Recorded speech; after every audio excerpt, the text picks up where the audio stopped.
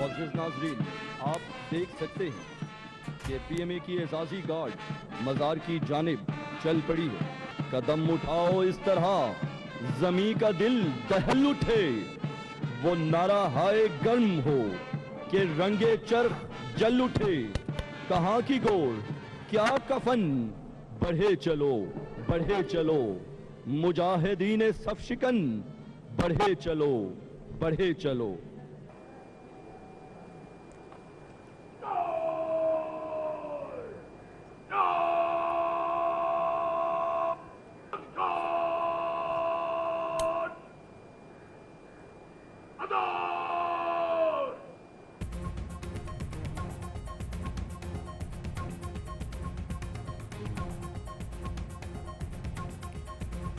पाकिस्तान के बानी कायदे अज़म मोहम्मद अली जिन्ना जो 148 जन्म दिहाड़ो को भी जोश और जज्बे से मल्हाए पे वजे।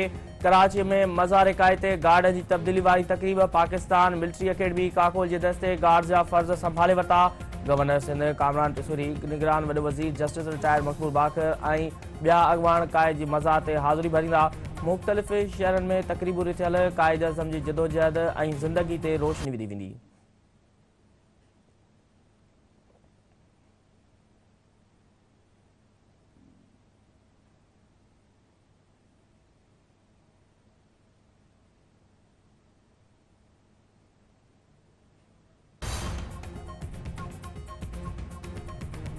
मुल्क के बानी कायद अज़म मोहम्मद अली जिन्ना के जन्म दिहाड़े ते अहम शख्सियतुनि जा पैगाम। निगरान वज़ीर आज़म अनवर काकड़ चयो आहे त अज़ीम कायद नंढे खंड के मुसलमाननि की क़यादत कई ऐं आज़ाद वतन हासिल कयो।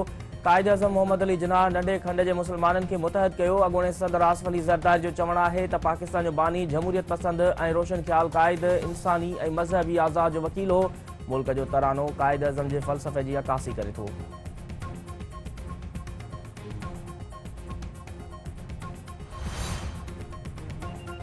सिंध पंजाब और खैबर पख्तूनख्वा के मुख्तलिफ़ इलाक़नि में कोहिड़ो मोटरवे समेत वॾियूं शाहराऊं ट्रैफ़िक लाइ बंद। ट्रैफ़िक सख़्त मुतासिर। मोटरवे पुलिस जो चवणु आहे त मोटरवे M2 लाहौर खां खानकाह डोगर ताईं बंद। मोटरवे M3 फैज़पुर खां रजाना, M4 अब्दुल हकीम खां पिंडी भटिया ऐं M5 मुल्तान खां ज़ाहिद ताईं बंद आहे।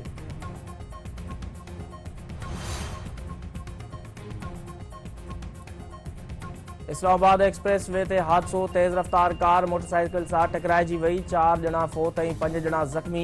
हादसो डकाला स्टाफ वेझो पेश आयो। फोतिन जा लाश ऐं ज़ख़्मी के अस्पताल मुंतक़िल कयो वियो।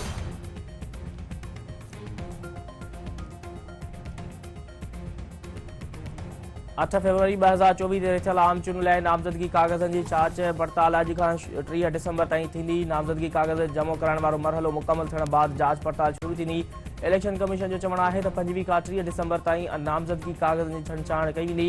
नामज़दगी कागज़ रद्द या मंज़ूर थियण ख़िलाफ़ अपील 3 जनवरी ताईं दाख़िल कराए सघिबी। 11 जनवरी ते नज़रसानी थियल लिस्ट जारी कई वेंदी। उम्मीदवार 12 जनवरी ताईं नामज़दगी कागज़ वापसि वठी सघंदा।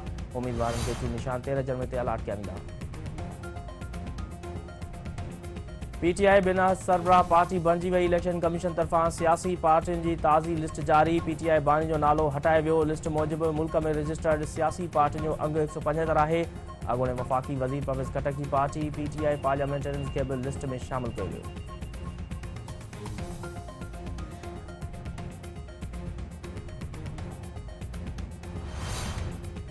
इलेक्शन कमीशन एपलेट ट्रिब्यूनल जोड़ण जो नोटिफिकेशन जारी करे छॾियो। पंजाब लाइ 9 ऐं सिंध लाइ 6 एपलेट ट्रिब्यूनल क़ाइम। KP लाइ 5, बलूचिस्तान लाइ 2 एपलेट ट्रिब्यूनल क़ाइम। वफ़ाक़ी गाॾी वारे शहर इस्लामाबाद में भी 2 ट्रिब्यूनल क़ाइम हूंदा।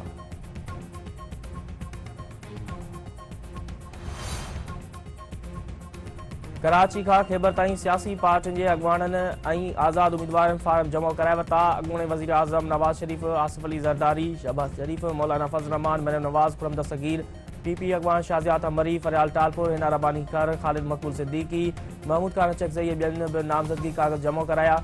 इमदाद पिताफ़ी, काइम अली शाह, नफ़ीसा शाह फार्म जमा कराए वरिता। मोहम्मद खान जुणेजे NA 290 ते PP जी शाज़िया मरी आॾो नामज़दगी फार्म जमा कराया। अॻूणे MP जावेद नागोरी लियाकरीअ मां गॾु गाॾे ज़रिए DC ऑफिस पहुची नामज़दगी फार्म जमा कराया। अॻूणे सूबाई वज़ीर शबीर बिजराणी शिकारपुर जी क़ौमी तक NA 192 खानपुर ते नामज़दगी फार्म जमा कराए वरिता। सूबाई वज़ीर ज़ुल्फ़िकार मिर्ज़ा अॻूणे इस्माइल राहू जमा कराया। मटियारी ज़िले में मखदूम जमील, मखदूम महबूब, मोहम्मद अली शाह जामोट ऐं नूली जे बशीर मेमन नामज़दगी फार्म जमा कराया। ठटे मुनवर साण PS 26 ते नामज़दगी फार्म जमा कराए वरिता।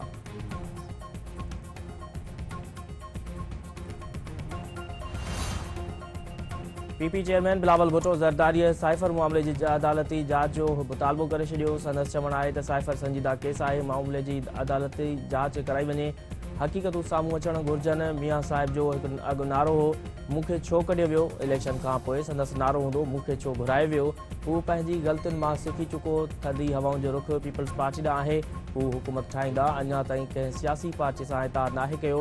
बिलावल भुट्टो ज़रदारी NA 196, शहदाद कोट 1 ऐं NA 194, लाड़काणे 1 ऐं लाहौर क़ौमी तक NA 127 ते बि फार्म जमा कराए छॾिया।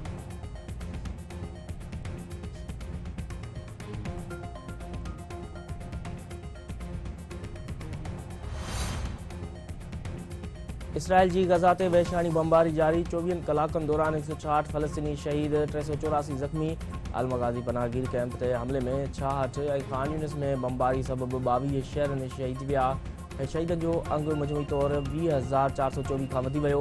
फ़लस्तीनी बेड़ाक तंज़ीम अल-क़साम ब्रिगेड जे जबालिया में इसराइली फ़ौज ख़िलाफ़ ज़बरदस्ती जवाबी कार्रवाई दौरान मेजर समेत केतिरा ई फ़ौजी मारिजी विया। तर्जमान मूजिबि गुज़िरियल 4 ॾींहनि दौरान 48 इसराइली फ़ौजी मारिजी विया आहिनि। तूफ़ान अल-क़सा मज़ामती ऑपरेशन दौरान हिन वक़्त ताईं 485 इसराइली फ़ौजी मारिजी चुका आहिनि।